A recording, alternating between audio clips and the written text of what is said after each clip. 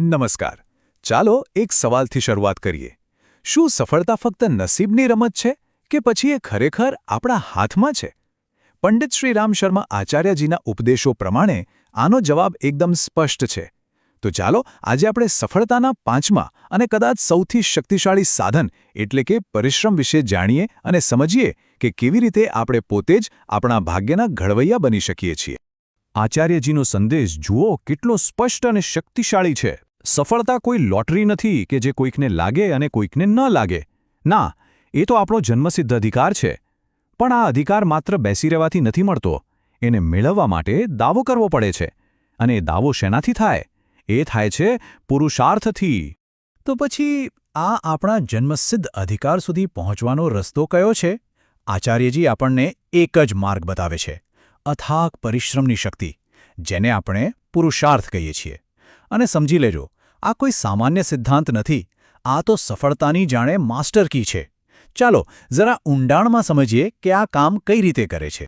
ચાલો આપણે યોગ્યતા શબ્દને બરાબર સમજીએ. ઘણા લોકોને એવું લાગે છે કે યોગ્યતા તો જન્મથી જ મળે છે. પણ સાચું કહું તો એવું નથી. એ કોઈ ભગવાનનું વરદાન નથી કે જે ઉપરથી ટપકી પડે. યોગ્યતા તો ટીપે ટીપે બને છે. દરેક પ્રયત્નથી, મહેનતના દરેક કલાકથી એ ઘડાય છે. આપણે જે પણ કામ કરીએ છીએ એનાથી આપણી ક્ષમતા સતત વધી રહી છે. ચાલો આને હજી વધુ ઊંડાણપૂર્વક જોઈએ. અહીંયા જાણે બે અલગ અલગ દુનિયા છે. એક તરફ છે આળસુ વ્યક્તિ જે બસ આરામથી બેસીને સફળતાના મીઠા સપના જોયા કરે છે. અને બીજી તરફ છે પુરુષાર્થી વ્યક્તિ.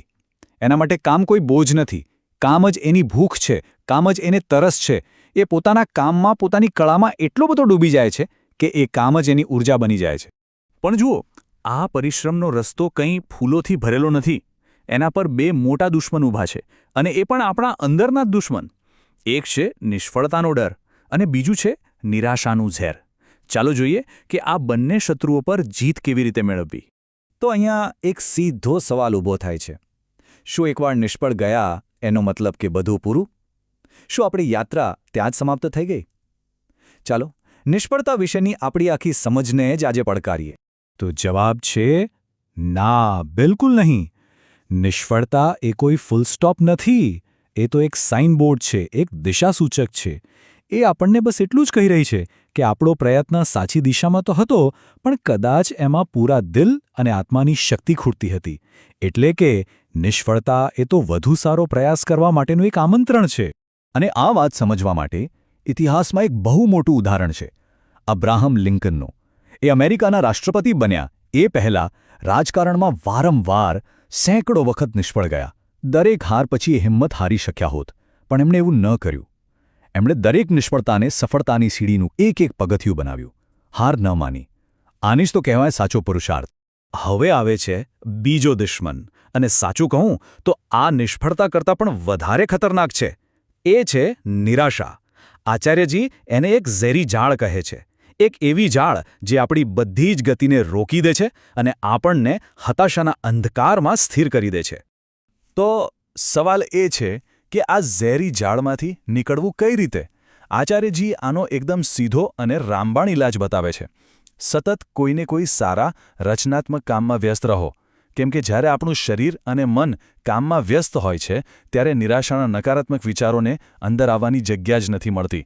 એટલે ક્રિયાશીલતા જ નિરાશાની સૌથી મોટી દવા છે.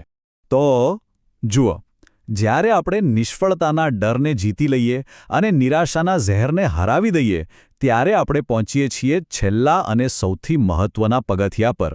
એ છે સંકલ્પ.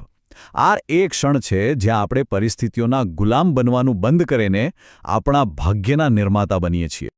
અને અહીંયા છેલ્લો અને સૌથી મોટો માઇન્ડસેટ શિફ્ટ આવે છે. એ સમજવું કે મુશ્કેલીઓ આપણને રોકવા માટે નથી આવતી.